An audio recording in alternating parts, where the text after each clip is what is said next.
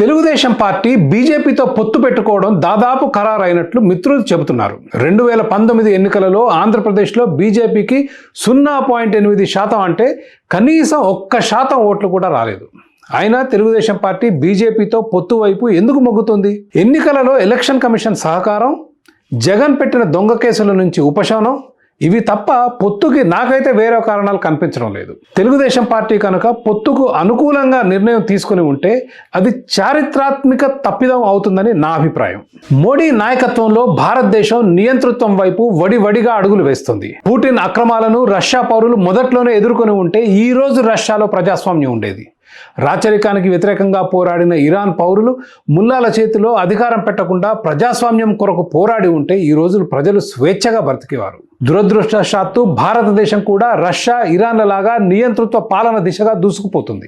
మోడీ కనుసన్నలలో పనిచేసే ఎన్నికల commission 2021 assembly ఎన్నికలలో మమతా బెనర్జీని ఓడించడానికి పశ్చిమ బెంగాల్ ఒక్క రాష్ట్రంలోనే ఎన్నికలను 8 దశలలో పెట్టింది. కానీ కేరళ, తమిళనాడు, పాండిచేరులు అన్ని రాష్ట్రాలు కలిపి ఒక్క దఫాలో పూర్తి చేసింది. అలాగే 2019 ఆంధ్ర ఎన్నికల్లో జగన్కి పూర్తి సహకారం అందించింది ఎలక్షన్ కమిషన్. వారి పుణ్యమా అని ఎన్నికలలో అధికారంలో ఉన్న తెలుగుదేశం పార్టీ కన్నా ప్రతిపక్షంలో ఉన్న వైసీపీ ఎక్కువ డబ్బు పంచింది. ఇది సరిపోదన్నట్లు మోడీ గారు కొత్త ఎలక్షన్ కమిషన్ బిల్లు తెచ్చారు. సుప్రీంకోర్టు ప్రధాన న్యాయమూర్తి, ప్రధానమంత్రి, ప్రధాన ప్రతిపక్ష పార్టీ నాయకుడు కలిసి ఎలక్షన్ కమిషన్ని ఎంచుకోవాలన్న నిబంధనలకు తిలోదకాలు ఇచ్చారు మోడీ గారు.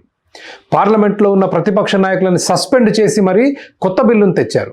దీని ప్రకారం ప్రధాని మోడీ, ఆయన కేబినెట్ మంత్రి, ప్రతిపక్ష నాయకుడు ముగ్గురు ఉన్న త్రిసభ్య కమిటీ ఎన్నికల కమిషనర్లను ఎంచుకుంటుంది. అయితే ఈ కమిటీలో ప్రతిపక్ష నాయకుడు ఉన్నా లేనట్లే 2 సభ్యుల మెజారిటీ నిర్ణయమే చెల్లుతుంది. కాబట్టి ఎన్నికల కమిషన్ పూర్తిగా మోడీ చేతిలోకి పోయినట్లే. అంటే మోడీ తను ఆడబోయే క్రికెట్ మ్యాచ్లో తనకి నచ్చిన ఎంపైర్ని నియమించుకుంటాడు. ఆ ఎంపైర్ విచ్చలవిడిగా మోడీకి కావాల్సిన ఎల్బిడబ్ల్యూలు ఇస్తాడు, నో బాల్స్ ఇస్తాడు, రన్అట్లు ఇస్తాడు. మోడీ తలుచుకుంటే ఏ మ్యాచ్ అయినా గెలుస్తాడు, వద్దనుకుంటే ఓడిపోతాడు.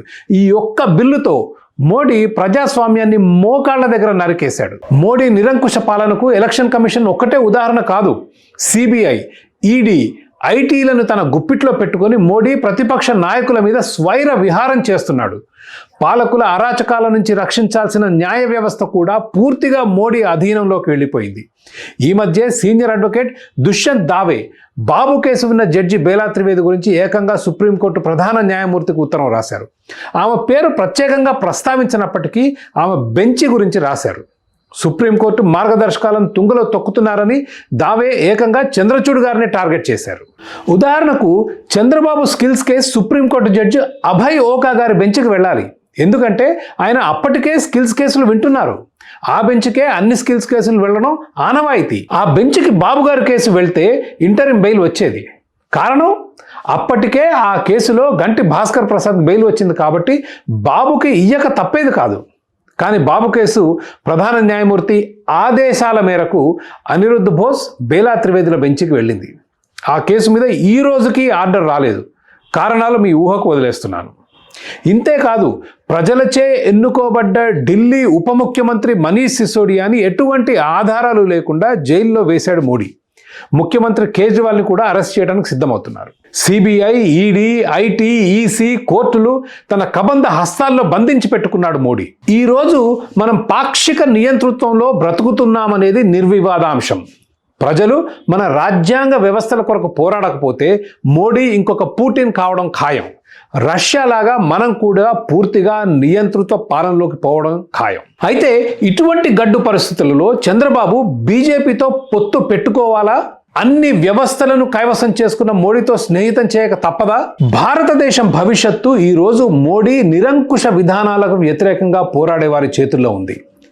ఈ పోరాటం నుంచి వెనక్కి తగ్గిన వాళ్ళు చరిత్ర హీరోలుగా మిగిలిపోతారు. మమతా బెనర్జీ, అరవింద్ కేజ్రీవాల్, స్టాలిన్, డీకే శివకుమార్, రేవంత్ రెడ్డి, రాహుల్ గాంధీ వంటి వారు పోరాటం చేశారు. వాళ్ళ రాష్ట్రాలలో ఎన్నికలు కూడా గెలిచారు. ఈ పోరాటంలో తెలుగు జాతి వెనక్కి తగ్గటానికి వీలు లేదు. తెలుగుదేశం పార్టీ పుట్టింది ఢిల్లీ అరాచకాలకు వ్యతిరేకంగా పోరాడటానికి. కేంద్రం మిథ్య అని కేంద్రం ఉనికినే ప్రశ్నించిన వ్యక్తి ఎన్టీఆర్. ఒకవేళ పొత్తు పెట్టుకున్నా అసలు బీజేపీని ఎట్లా నమ్మగలం? ఆంధ్రప్రదేశ్ రాష్ట్రంలో తెలుగుదేశం పార్టీ వినాశనానికి గత 10 సంవత్సరాలుగా కంకణం కట్టుకుని మరీ ప్రయత్నిస్తుంది భారతీయ జనతా పార్టీ. 2014లో టీడీపీతో పొత్తు పెట్టుకున్న బీజేపీ గెలిచిన తర్వాత జగన్ని కాపాడే పనిలో నిమగ్నమైంది. అతని సిబిఐ కేసులని అటకెక్కించింది. అతని రాజకీయ ఎదుగుదలకు అన్ని విధాలా సహకరించింది. టీడీపీకి వెన్నుపోటు పొడిచింది. మిత్రపక్షమైన టీడీపీకి వ్యతిరేకంగా ఎందుకు పనిచేసింది బీజేపీ? వైసీపీ ఓట్ బ్యాంక్, మైనారిటీలు, ఎస్సీలు, రెడ్లు వీళ్ళెప్పటికీ బీజేపీ వైపు మొగ్గరు. కానీ వైసీపీకి ప్రత్యామ్నాయంగా ఉన్న టీడీపీని లేకుండా చేస్తే బీజేపీకి ఆంధ్రాలో స్థానం దొరుకుతుంది. ఆ దుర్బుద్ధితో తెలుగుదేశం పార్టీ నాశనానికి కంకణం కట్టుకుంది బీజేపీ. 2019 ఎన్నికలలో తెలుగుదేశం పార్టీ ఆర్థిక మూలాలను అడ్డుకుంది బీజేపీ. జగన్కి పూర్తి స్వేచ్ఛా స్వాతంత్రాలు కల్పించింది అదే పార్టీ. జగన్ని గెలిపించి అధికారంలో కూర్చోపెట్టింది బీజేపీ. కాంగ్రెస్, బీజేపీ కలిసి అన్యాయంగా, అప్రజాస్వామికంగా, రాజ్యాంగ విరుద్ధంగా ఆంధ్రప్రదేశ్ రాష్ట్రాన్ని పార్లమెంట్ తలుపులు మూసి టీవీ ప్రసారాలు ఆపి విభజించారు.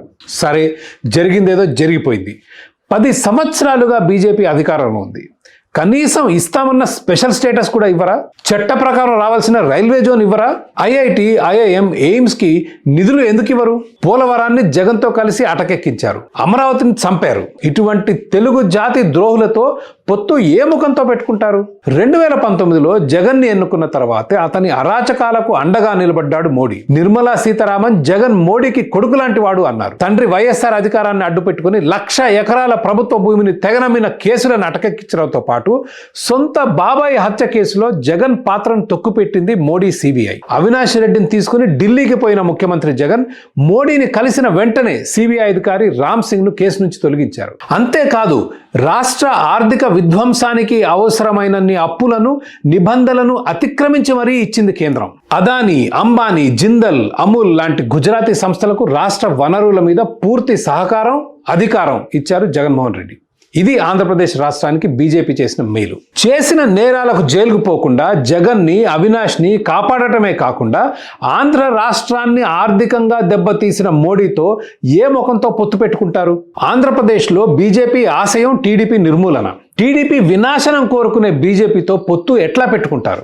CBI, ED, IT, election commission, కోర్టులను తన కబంధ హస్తాలలో బంధించి మోడీ భారతదేశాన్ని నియంతృత్వం వైపు తీసుకుపోతుంటే టీడీపీ బీజేపీతో ఎట్లా చేతులు కలుపుతుంది?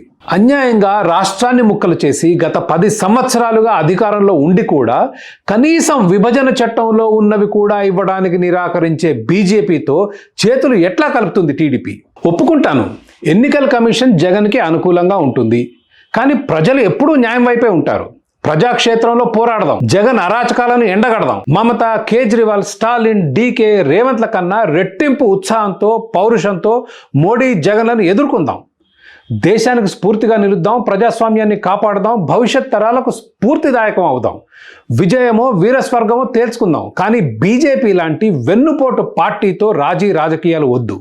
అపవిత్ర, అక్రమ పొత్తు అసలే వద్దు.